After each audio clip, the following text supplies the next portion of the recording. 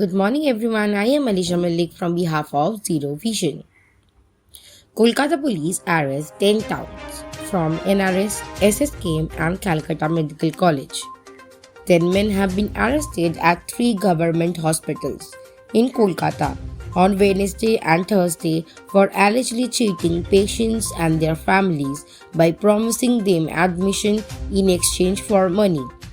5 men were arrested on Wednesday, 3 at the NRS Medical College and Hospital and 2 at SSKM Hospital.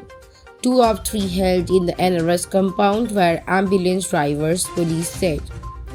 Raids were carried out at SSKM Hospital and the Calcutta Medical College and Hospital on Thursday following fresh complaints. The police said that they received a complaint from a resident of Sagar Datta Lane in central Kolkata, who had taken his mother to Calcutta Medical College and Hospital on Wednesday. According to complaint, a few men approached the complainant and allegedly took ₹16,000 from him to get his mother admitted. The complainant did not get any help from the men to get his mother hospitalized, said an officer of Bobazar police station, where the complaint lodged. Based on the complaint, 4 men Sujit Mondol, Vicky Valmiki, Rahul Roy, and Anil Paine were arrested on Thursday.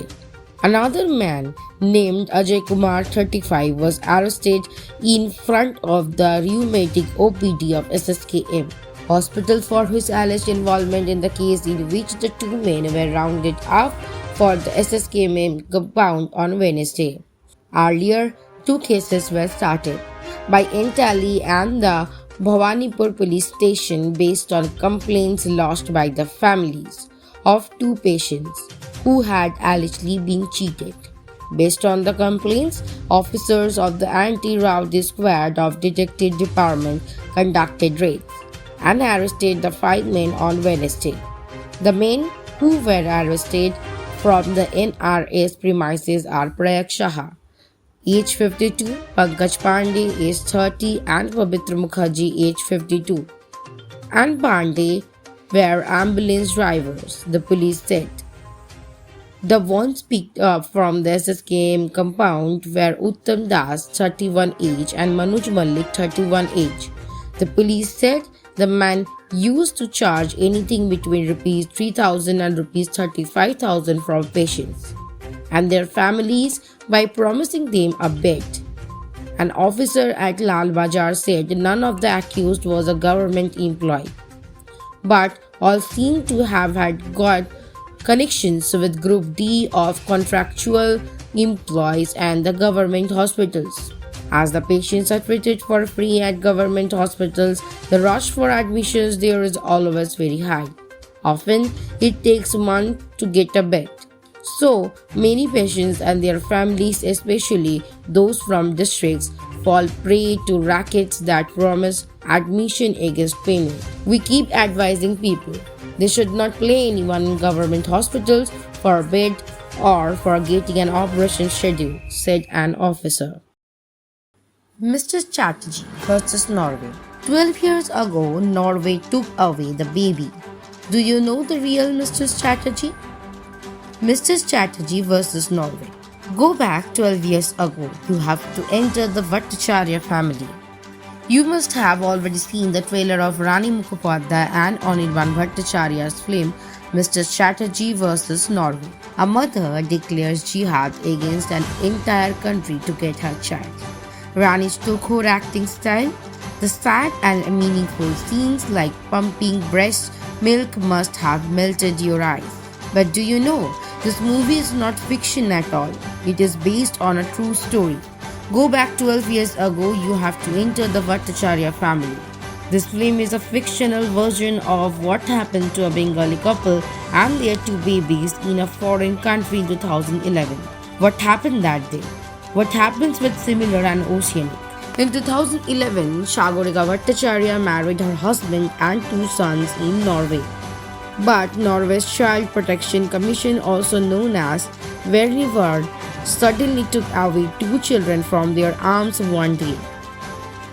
At that time, their son Avijan was only 3 years old. and the daughter Ashurya was 1 year old. She did not stop breastfeeding. What was the complaint of the authorities? The film is exactly what is shown in the trailer. Mother Sagarika used to feed the child by hand. On the other hand, the Norwegian authorities feel that hand feeding a child means a force feeding.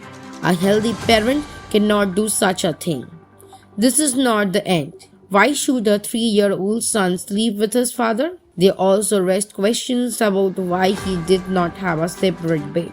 The complaint was there is not enough space for children to play in the house. Even the toys that parents have bought for them to play with are not right.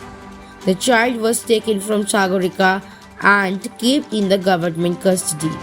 He fought alone abroad. After much tension, the Indian government also intervened in the incident. The Norwegian government did not lose heart. They decided to entrust the responsibility to the child's father, brother, uncle. However, there are problems. On the one hand, the pain of losing a child, on the other hand, due to the constant quarrels of husband and wife. By that time, Sagarika and Shagorika have also separated. Mothers have to take legal action to regain custody of their children. After the court boundaries, tears, and a long fight, Shagorika finally won. In 2013, after nearly 2 years of fighting, the Calcutta High Court awarded the mother custody of her 2 children. Shagorika breathed in the sign of relief. A mother compassion, love, trust, and faith win for the state. Is this the end of gondola rides in Venice? Dreaming of romantic gondola rides in Venice? It doesn't look like it's going to happen anytime soon. As per the reports, some of the smaller but popular canals in Venice have gone dry, leaving tourists and gondola operators frustrated. If reports are to go by, this unfortunate dry spell is due to the prolonged spell of low tide. Experts have linked this to high pressure weather condition in many parts of Italy.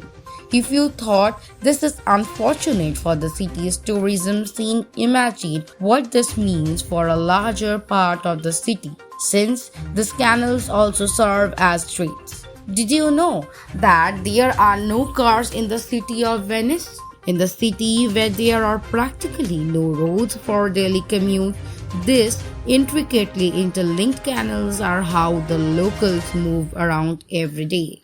With the small canals all dried up, many parts of the city have come to a standstill.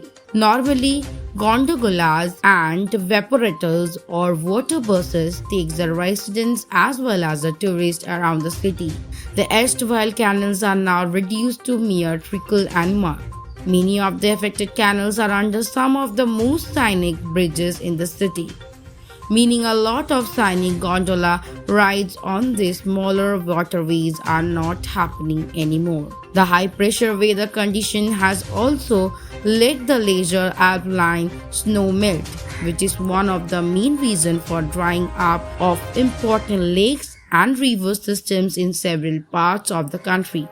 Experts hint that the situation is a result of global warming and unprecedented weather changes. It was only in 2019 that Venice also saw severe floods, which was also the worst flood in 50 years for the city. But hope is not all lost. Even though the smaller canals in Venice are in mixed right, now the wider and main waterways like Grand and Usadega canals are operating normally. If you do get to Venice, do the walking tour of the port city. There are themed tours as well as free tours for the visitors.